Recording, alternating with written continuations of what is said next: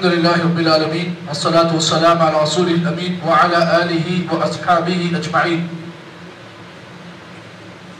وعن قباب بن الأرطى رضي الله تعالى عنه قال هاجرنا مع رسول الله صلى الله عليه وسلم نلتمس وجه الله تعالى فوقع أجرنا على الله فمنا من مات ولم يأكل من أجره شيئا منهم مصعب بن عمير رضي الله تعالى عنه قتل يوم أحد وترك نمرة فكنا إذا غطينا بها رأسه بدت رجلاه وإذا غطينا بها رجليه بدأ رأسه فأمرنا رسول الله صلى الله عليه وسلم أن نغطي رأسه ونجعل على رجليه شيئا من الإزقر ومنا من أينت له نمرته فهو يهدبها رواه متفق علیہ. جس حدیث کو آج کے درس میں آپ حضرات کے سامنے پڑھا گیا، اس حدیث کو امام مسلم اور امام بخاری نے اپنی صحیح میں روایت کیا، اور اب یہ حدیث اللہ کے نبی کے وہ مشہور وہ معروف صحابہ میں سے ایک صحابی جن کا نام حضرت قباب ابن ارط رضی اللہ تعالی عنہ ہے، کہتے ہیں ہاجرنا مع رسول اللہ صلی اللہ علیہ وسلم، ہم نے اللہ کے نبی کے ساتھ ہجرت کی. کب؟ مکہ سے مدینہ ہم نے ہجرت کی. کیوں ہجرت کی؟ کیونکہ جب مکہ میں اسلام لانے کی بنا پر صحابہ اکرام کو پریشان کیا گیا، ستایا گیا، تکلیفیں دی گئی، تو اللہ کے نبی صلی اللہ علیہ وسلم نے ان صحابہ اکرام کو ہجرت کرنے کا حکم دیا. کہاں سے؟ مکہ سے مدینہ. تو حضرت قباب کہتے ہیں ہم نے اللہ کے نبی کے ساتھ ہجرت کی. نلتمس وجہ اللہ، ہجرت کیوں کی؟ اللہ کی رضامندی کے لیے. فوقع اجرنا علی اللہ، تو ہم میں سے بعض افراد ایسے تھے جنہوں نے اللہ کے نبی کے ساتھ ہجرت کی. تو ہجرت کرنے کی بنا پر ہماری نیت صرف اللہ تعالیٰ کے لیے خالص تھی. ہم اللہ تعالیٰ سے اجر کی امید کر کر مکہ سے مدینہ ہجرت کی. اور آپ جانتے ہیں ہجرت کا واقعہ بڑا تکلیف کا واقعہ.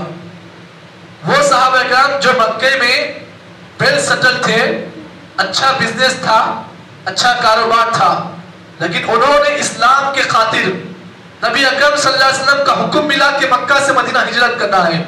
تو صحابہ کہتے ہیں ہم نے اللہ تعالیٰ کی رضامندی کے لیے ہم نے اپنے کاروباروں کو چھوڑ دیا، ہم نے اپنا گھر بار چھوڑ دیا. کیوں؟ اسلام کے خاطر. ہم نے اپنا دین کے بچانے کے خاطر ہم لوگ ہجرت کیے مکہ سے مدینہ. فوقع اجرنا علی اللہ، ہم نے بس اللہ تعالیٰ پر اجر کی امید کر کر ہم مکہ سے مدینہ ہجرت کیے. فمنا من مات، دیکھیے حدیث بڑی کانٹے جسم پہ لانے والی حدیث ہے. آج ہم اور آپ جو سکون سے بیٹھے ہوئے ہیں، یہ سکون سے بیٹھنا یہ صحابہ اکرام کی محنتوں کا نتیجہ ہے. اللہ کے نبی صلی اللہ علیہ وسلم اور صحابہ اکرام نے اس دین کے لیے جو محنتیں کی، آج ہم اور آپ اسلام کی خاطر اگر ہمیں کوئی چوٹ ملتی ہے تو ہم شکایتیں کرتے ہیں، لیکن صحابہ پر قربان جائیے آپ صحابہ اکرام پر. صحابہ کہتے ہیں ہم نے مکہ سے مدینہ ہجرت کی. آپ جانتے ہیں ایک آدمی کا اچھا خاصا کاروبار ہے، اگر آپ کو یہ کہا جائے کہ محبوب نگر چھوڑ دو، آپ کا گھر، آپ کا کاروبار سب کچھ چھوڑ دو چلے جاؤ، کیا آپ جائیں گے؟ آپ بولیں کہ بھائی میرا کاروبار ہے، میرا گھر ہے، کیسے چھوڑوں بھائی؟ میرا حق ہے یہاں پر، اس زمین پر میرا کاروبار ہے، میں کیسے چھوڑنا چاہوں؟ لیکن صحابہ کہتے ہیں ہم نے اللہ کے خاطر ہم نے ہجرت کی، اپنے گھروں کو چھوڑ دیا، اپنے کاروبار کو چھوڑ دیا ہم نے. کیوں؟ اللہ تعالیٰ کی خاطر. صحابہ کہتے ہیں فَمِنَّا مَنْ مَاتَ وَلَمْ يَأْكُلْ مِنْ أَجْرِهِ شَيْئًا، ہم میں سے بعض صحابہ اکرام ایسے انتقال ہو گئے ہجرت کے راستے میں. بعض صحابہ اکرام انتقال بھی ہو گئے لیکن انہیں اجر نہیں ملا، ثواب نہیں ملا، ثواب ملنے سے پہلے وہ لوگ انتقال ہو گئے. کہتے ہیں منہم مصعب بن عمیر، ان صحابہ اکرام میں سے ایک صحابی حضرت مصعب بن عمیر رضی اللہ تعالیٰ عنہ. آپ جانتے ہیں مصعب بن عمیر کی تعریف کو پڑھے. نوجوانوں آج تو تم اچھے لباس پہنے ہو نا، مصعب بن عمیر وہ آدمی تھے، وہ خاندان کے وہ صاحبزادے تھے جن کی مالداری کا چرچا تھا. مصعب بن عمیر اپنے باپ کے اکلوتے ایک ہی بیٹے تھے، प्रॉपर्टी इतनी ज्यादा थी मुसाब बिन उमैर की इस्लाम लाने से पहले। आप देखिए मुसाब बिन उमैर के बारे में आता है, जो लिबास एक बार पहनते दोबारा फिर वो लिबास नहीं पहनते, और खुशबू इतनी आला इस्तेमाल करते कि सारी खुशबू से सारा उनका शहर महक पड़ता। ये मुसाब बिन उमैर रज़ी अल्लाह ताला। लेकिन जब इस्लाम लाए तो सारा चीज छोड़ दिया, आपने सारा माल छोड़ दिया। आपने कहा देख इस्लाम लाया, मैं तुझको जायदाद से बेदखल करता हूं। बाप के घर को छोड़ गए, पैसा पूरा छोड़कर चले गए। कहां पर आए? अल्लाह के नबी के पास आए, दीन लेकर आए और दीन इख्तियार किया अल्लाह के नबी सल्लल्लाहु अलैहि वसल्लम से। जब दीनदार बने, इस्लाम आ गया, तो मुसाब बिन उमैर के बारे में बनता है खुतिला यौम उहद, उहद की जंग में हजरत मुसाब बिन उमैर शहीद किए गए। 3 हिजरी में जो जंग लड़ी गई, जंग के उहद के मैदान में हजरत मुसाब बिन उमैर को शहीद किया गया। अब हालत देखो, वतरका नम्रतन, वो सहाबी जो इस्लाम आने से पहले जिनकी आयश और इशरत का यह मामला था कि एक लिबास पहनते तो दोबारा वो लिबास नहीं पहनते, लेकिन जब हिजरत का जब मौका आया तो अल्लाह के नबी के पास हिजरत ऐसा करके आए, अपने घर को, अपने कारोबार को छोड़कर, अपने बाप दादा के दीन को छोड़कर जब अल्लाह के नबी के पास आए तो इस हालत में आए कि जिस्म पर जो लिबास था, जो चादर थी, कई पेवन उस पर लगे हुए थे। नबी अकरम सल्लल्लाहु अलैहि वसल्लम के आंखों में आंसू आ गए। कहा ऐ सहाबा, तुम्हारे सामने जो मुसाब बिन उमैर है, एक जमाने का मालदार, एक लिबास पहनता तो दोबारा वो लिबास नहीं पहनता, लेकिन आज देखो ये मुसाब बिन उमैर, इसके जिस्म पर जो चादर है कई पैबंद लगे हुए हैं। नबी अकरम सल्लल्लाहु अलैहि वसल्लम ने उनकी हालत देखी और नबी की आंखों में आंसू आ गए। कहते हैं साहबा कहते हैं मुसाब बिन उमैर जब शहीद किए गए जो उहद के मैदान में, वतरका नम्रा, उनके जिस्म पर एक चादर थी, कुछ और नहीं था। वतरका नम्रा, एक चादर थी। फकुन्ना इज़ा गत्तैना, जब उस सहाबी रसूल को हम कफन के तौर पर उस चादर को हमने डाला तो चादर इतनी छोटी थी, बिहा रअसा, अगर सर ढांक दिया जाता तो पैर खुल जाते। लेकिन फिर इस्लाम से पहले देखो लिबास ऐसा आला पहनते, लेकिन इस्लाम आने के बाद क्या हुआ?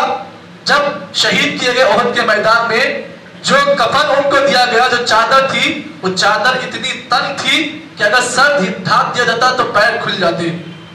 वो इदा गत्तैना बिहा रिजलहु, और जब उनके पैरों को ढांक दिया जाता, बदा रअसा, तो सर खुल जाता। फअमरा रसूलुल्लाह सल्लल्लाहु अलैहि वसल्लम अन नुगत्तिया रअसा, अल्लाह के नबी ने हमें हुक्म दिया कि सर को ढांक दो, सर को ढांक दो। वनजअल अला रिजलैहि शैअन मिन इस्तर, नबी ने हुक्म दिया अब जो पैर खुल गए हैं ना, उसको इस्कर घास के जरिए से उसको तुम फिलअप कर दो। वमिन्ना मन अयनअत लहु नम्रा, हम में से बाद सहाबा किराम ऐसे थे जब हिजरत कर कर आए तो हमारे जिस्म पर जो चादर थी बिल्कुल बोदी हो गई थी। बोदी कब होता है? कपड़ा, एक कपड़ा है, बोदा कब होता है? बार बार आप उसे पहनते हो तो कपड़ा जो है बोदा हो जाता है। लेकिन आज हम मुसलमान जो लिबास पहन रहे हैं, इस्त्री कर कर कड़क कपड़े पहन रहे हैं, ये किस वजह से पहन रहे हैं? सहाबा की कुर्बानियां हैं। सहाबा किराम ने अपनी जान की कुर्बानी दी, अपनी माल की कुर्बानी दी, अपनी आयश की कुर्बानी दी, तब जाकर इस्लाम मेरे और आपके पास आया। और आज हम जिंदगी में जो खा पी रहे हैं ये उन्हीं की मेहनतों का नतीजा है। इस हदीस को इमाम बुखारी और मुस्लिम ने इस हदीस को रिवायत किया। इस हदीस से सबक क्या मिला? सबक ये मिला, इस्लाम के खातिर कभी कभार अल्लाह ताला आपको आज़माता है। अल्लाह ताला ने कुरान मजीद के आयतों में कहा, इन्नल्लाह अश्तरा मिनल मुमिनीना अनफुसहुम व अम्वालहुम बिअन्न लहुमुल जन्नह, अल्लाह ताला ने मोमिनों से उनके ईमान के बदले में, अल्लाह ताला ने जन्नत के बदले में उनके ईमान और उनकी जान के बदले में अल्लाह जन्नत का सौदा किया है। मालूम क्या हुआ? जन्नत का सौदा ये ऐसे ही आरज़ुओं से नहीं मिलता है, दावों से नहीं मिलता है। जन्नत को हासिल करने के लिए कुर्बानियां देनी पड़ेगी आपको। कैसी कुर्बानियां? अपनी जान की कुर्बानी, अपने माल की कुर्बानी इस्लाम आपसे चाहता है। तो मालूम क्या हुआ?